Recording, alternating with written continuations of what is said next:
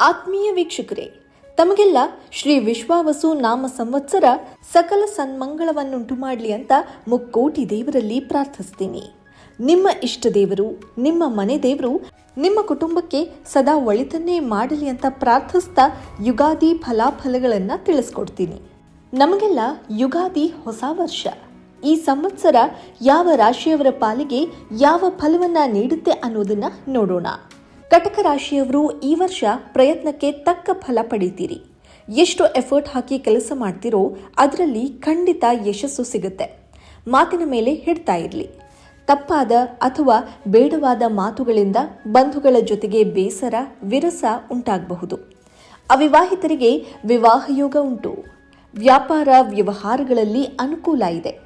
ನಿವೇಶನ, ಗೃಹ, ವಾಹನ ತೆಗೆದುಕೊಳ್ಳುವ ಯೋಗ ಇದೆ. ಉದ್ಯೋಗದಲ್ಲಿ ಬಡ್ತಿ. ಒಡಹುಟ್ಟಿದವರಿಗೆ ಶುಭ. ವಿದೇಶ ಪ್ರಯಾಣ ಯೋಗ. ವಾಹನ ಚಲಾಯಿಸುವಾಗ ಸ್ವಲ್ಪ ಹುಷಾರು. ರಕ್ತದೊತ್ತಡ, ಹೃದಯ ಸಂಬಂಧಿ ಕಾಯಿಲೆ ಬರೋ ಸಾಧ್ಯತೆ. ಉದ್ವೇಗವನ್ನು ಕಡಿಮೆ ಮಾಡಿಕೊಳ್ಳಿ. ಪ್ರತಿ ಸೋಮವಾರ ರುದ್ರಾಭಿಷೇಕ ಮಾಡಿಸಿ. ಅಕ್ಕಿ ದಾನ ಮಾಡಿ.